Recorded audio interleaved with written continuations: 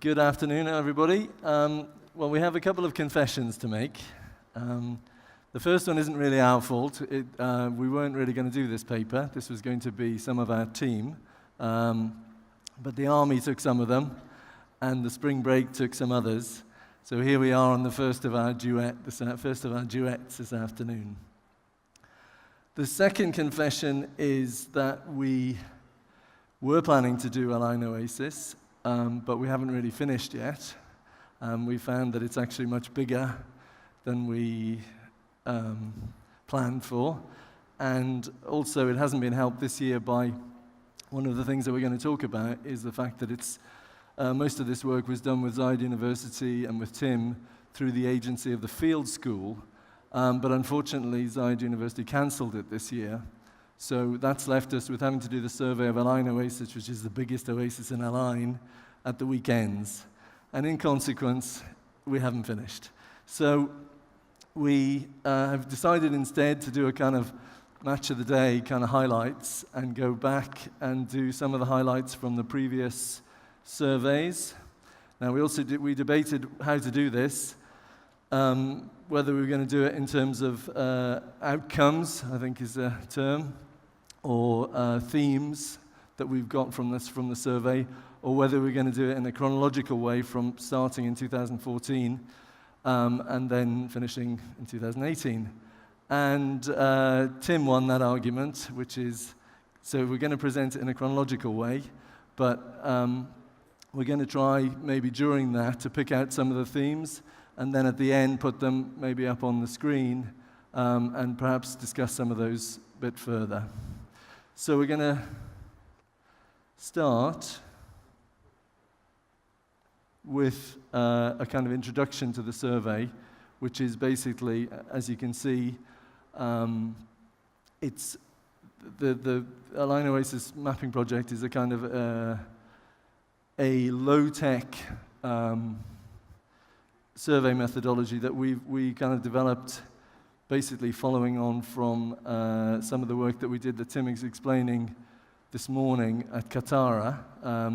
And that one of the products of that work was some theories that we advanced for the development of the Oasis landscape. So one of the things that we felt that we should do after that was to follow that up with survey in all of the individual oases.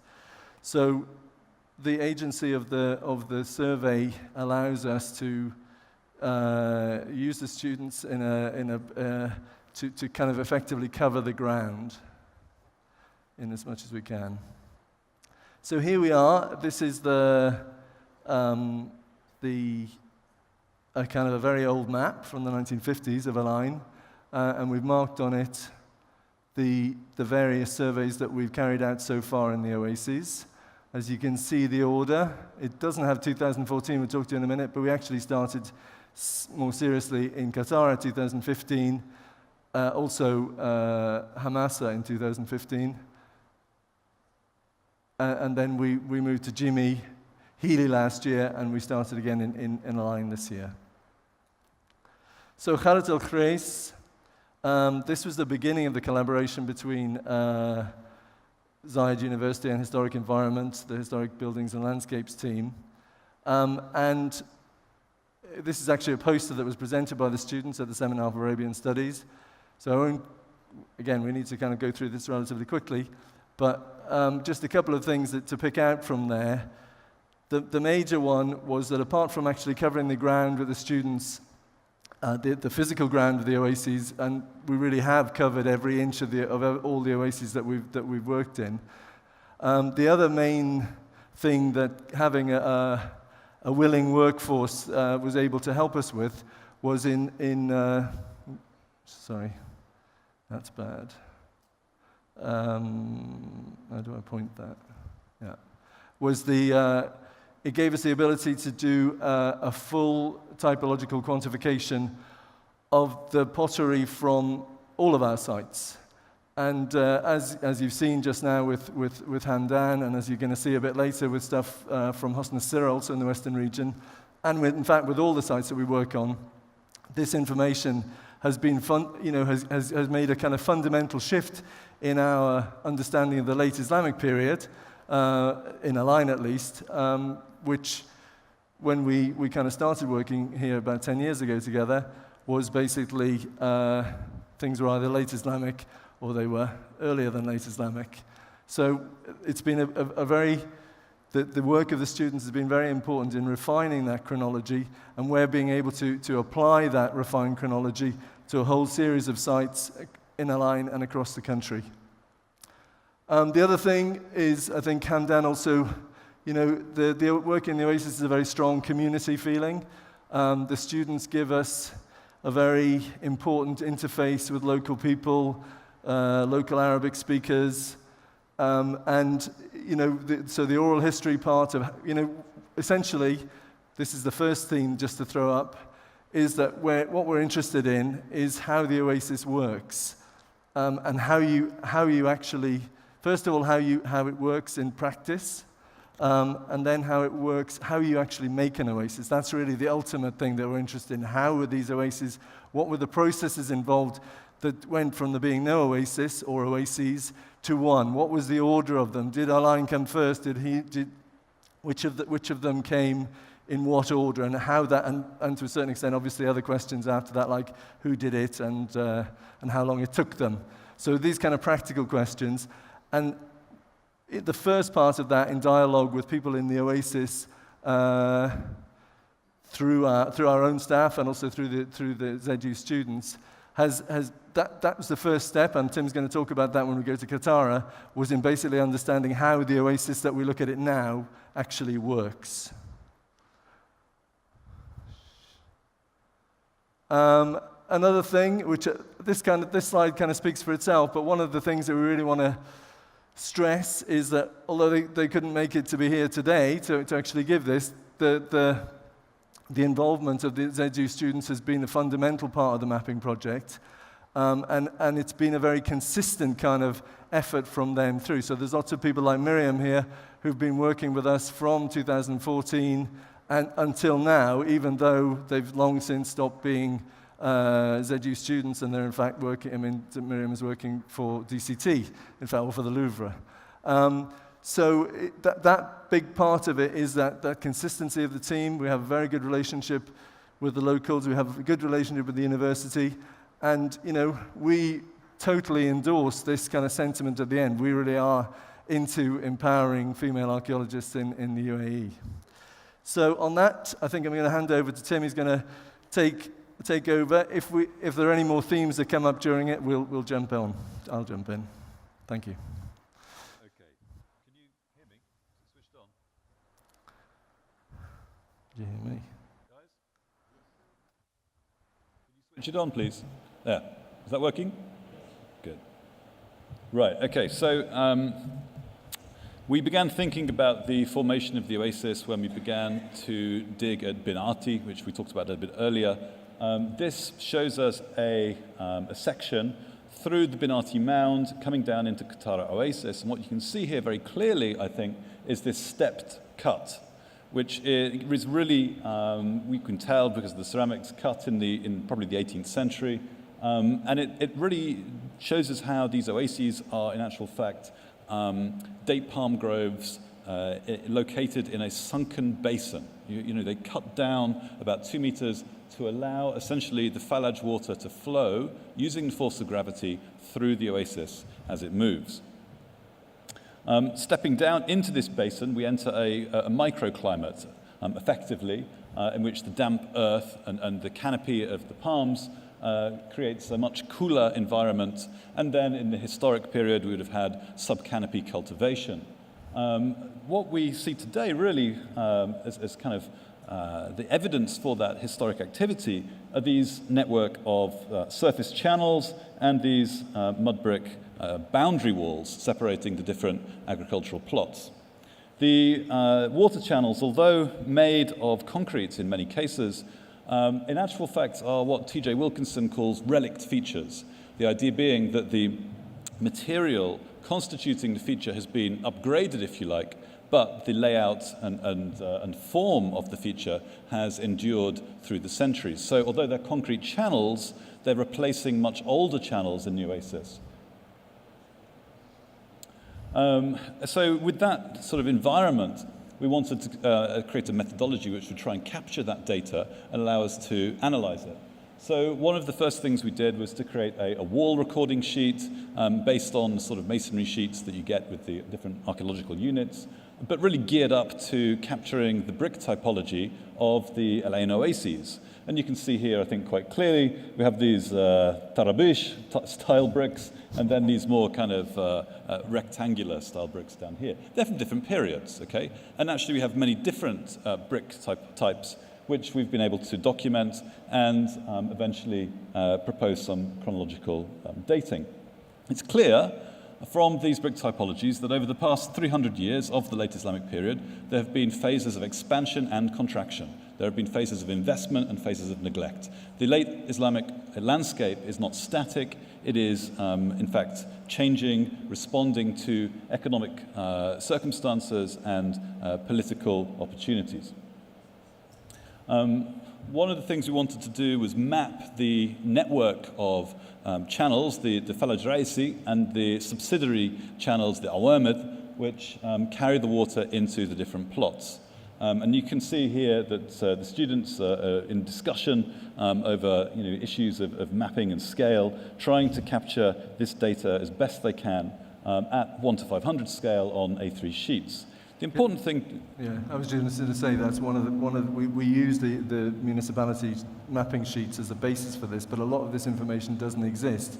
So again, it's a very useful exercise for them in completing, showing us, understanding the Oasis, again another theme just to throw out there, understanding the Oasis kind of depends on understanding how the water flows through it. What we found at both Katara and at Healy, we come to in a little bit, is that the layout of the streets, the buildings, everything comes originally from the layout of the main Falaj channels as it runs through the Oasis. Sorry, Jim.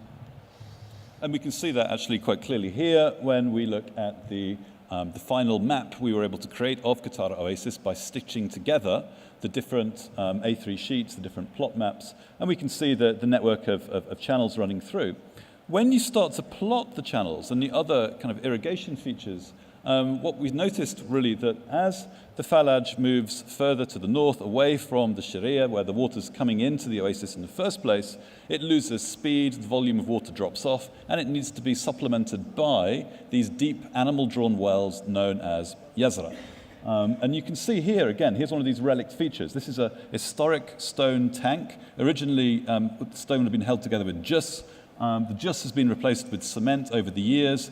Next to it, the owner told us there used to be a Yazra, which he backfilled and replaced with a diesel pump in the more recent years.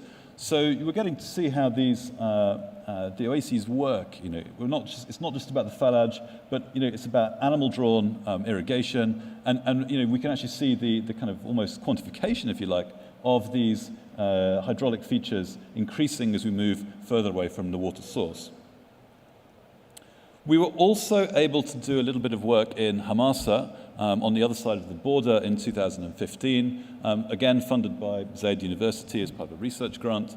And what we found there, this is a photograph from the 1960s, is a field system. The field system you can see very clearly on the edge of the oasis, these abandoned plots, and some here, which are still being used. And just to really kind of ram home the kind of interconnectedness of these landscapes now separated by the international border, this is the Katara Falaj coming in from Hamasa into underneath the Emirati border fence and feeding the oasis. But it's that field system which got us thinking, because here we did a geophysical survey, one of the relatively few, scientific attempts we had to capture the oasis data. And what you're looking at here is actually a multi-period landscape. We have early Islamic below, and then in the brown, a kind of checkerboard arrangement of fields with these two afflages running through underneath the border fence, which is just here, into the Emirates. We did some test pitting as well. You can see, I think, on the surface, one of these boundary walls here with kind of perpendicular walls coming off the side. Dating, well, probably established in the 18th century and abandoned in the early 19th.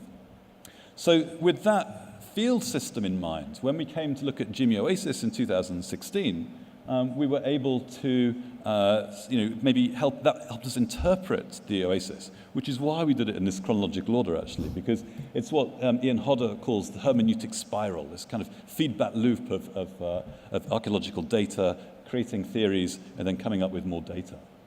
What you can see here is Katara Oasis, and then here the eastern side of Jimmy Oasis. The plots on the eastern side of Jimmy Oasis are smaller, they're more irregular, and they're deeper. As we move onto the western side of Jimmy Oasis, which you can see here, the plots are larger, they're more regular, and they're more shallow.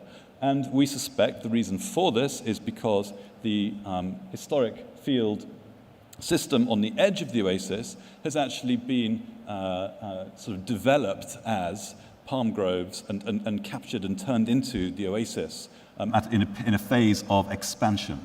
So the oasis which you're looking at today is not a single phase of activity. We clearly have two phases of activity in Jimmy Oasis.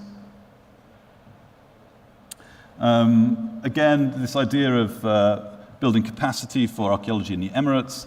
Here are our students presenting at the Seminar for Arabian Studies. Mail Mansouri, who's going to be speaking to us this afternoon.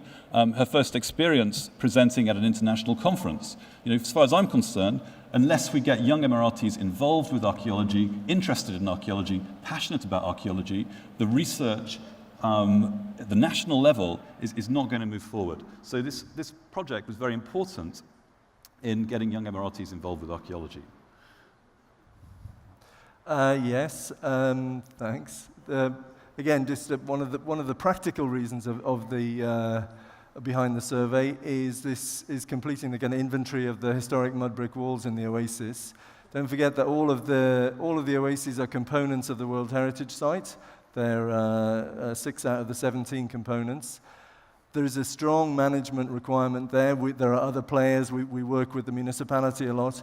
And one of the things that we've been doing over the past one of the main kind of, again, outcomes out of this survey is data on length of walls, condition of walls, and the ability through that to prioritize conservation and to manage these things, which the phases that Tim was talking about, they reflect the whole progress of the Oasis in the last several hundred years, from the creation in the 17th, 18th century through to changes in the 20th. And the mud brick walls kind of reflect that chronology. So moving to Healy Oasis. Healy is one of it's the northernmost of the Elaine group. Obviously, it's close to the famous Healy Archaeological Park. And again, just to kind of emphasize this idea of belonging to a wider landscape, these are the Bronze Age tombs at Jebel Hakla in Bahraimi, which overlook the Elaine archaeological site. So one of the key things I think about Healy is the lack of connection between this late Islamic oasis and the earlier phases of the landscape. It seems to be a new foundation. It's not reutilizing or expanding on an Iron Age irrigation infrastructure. It's not a development. It's not a continuous occupation of these oases. It's a new foundation in the 18th century. And that goes back to, again, one of the other questions that we tried to ask when we first started this, based on the work in Qatar, was what was happening, what's the relationship between the oases and the afflage, not just within the oases, but as they go back to their sources in the wadis. And again, that's been one of the key things. What you see inside the oasis is that it's a project. It's not a kind of a thing that necessarily grows organically. It's a project, and a major part of that project is the excavation and the bringing of the phallage from the mountain with the water supply. And in fact, if you look here at this historic photograph taken in the late 60s, you see in a central place the Beit Bin Hadi. Now, it's a very large late Islamic mud brick tower house right in the center of the oasis. And it has a sort of, if you like, it functions as a sort of plantation house of an agricultural estate. In actual fact, we started to do some excavation in the Beit Bin Hadi. Again, we brought the Zaid University students. They did their internship with the Department of Culture and Tourism. Afra Janabi and Mail Mansouri participated. You can see Afra just down here. Under the tutelage of the DCT archaeologists, Amr al-Ka'bi, helping them learn and understand stratigraphy and field methods and techniques. Now, the important thing about the Beit bin Hadi is that if it is contemporary with the foundation of the Oasis, which we believe it is, we can say that the Oasis is probably built in the 18th century. Why? Because the Beit bin Hadi is right in the center, it's on a higher level, the Oases, then the field plots kind of drop down into the Oasis like this. So this agricultural estate effectively gives us a date for the Oasis. Another nice thing we're able to do is think about land ownership. If you look here on this map, you see the plotting of the Daramka and the Dawahir, two related indigenous tribes to Al Ain, who own the majority of the land. At a later phase, perhaps, the disused, abandoned land was bought up by the various outsiders, and so we have these other kind of tribes coming in and settling in derelict land. We did oral history, and I'm very happy to see that this slide kind of worked. But basically, we collaborated with Maître Zahabi, of the head of oral history at the National Archive, and we brought in Julien Charbonnier of the CNRS, who has a research interest in ethnoarchaeology, to try and really capture that oral history data. Now, there's a lot of oral history being done in the Emirates, but a lot of it isn't being recorded properly. So we were able to use the students' community links and their bilingualism to actually have proper, good quality recordings. We were able to make accurate transcriptions using the local Amaya, local dialect of Arabic, and then translate them into English. And so this was a kind of trial project, but a more systematic application of oral history together with the mapping of the Oases, I think will help us have a much more nuanced understanding of the development of the Oases in more recent periods. Again, just to keep emphasizing this point about capacity building, this is the first opportunity that young Emiratis get to experience archaeology, to develop a love for archaeology, and to create the next generation of archaeologists, which this country needs. Finally, Al Ain Oasis. Well, that's kind of how it starts each year. With that's the municipality-based plan, and we have to try and fill it in. And I think, since we've got to finish up, I think the next one, I think we've got as far as number 12. So starting from this is the basis, and everybody goes out with again, one of the problems we've had this year, the Oasis is so large that we've had to shrink the plot sheets to 1 to 1,000 rather than 1 to 500. Like the Oasis landscape itself, which is a kind of fluid, reflexive thing, our methodology is even more so. So that's as far as we've got this year. I think that's the end of our presentation. No, it's not. There are some. We've started to make some observations in Al Ain Oasis, and again, like a lot of you, we're very interested in the relationship between the Oasis and the prehistoric landscape. However, what we found is that up to now, we haven't actually found much evidence for a relationship between the Oasis in their present form and the prehistoric landscape that is, of course, all around them. So here's Nagfa Ridge, which, again, we're hoping that maybe we'll make some connection there. And that, I don't know what that picture is. Yeah, this is just some pictures of the work going on, and I'm glad that we did pick up the themes during it, because otherwise we'd be rushing through these now. So thank you very much.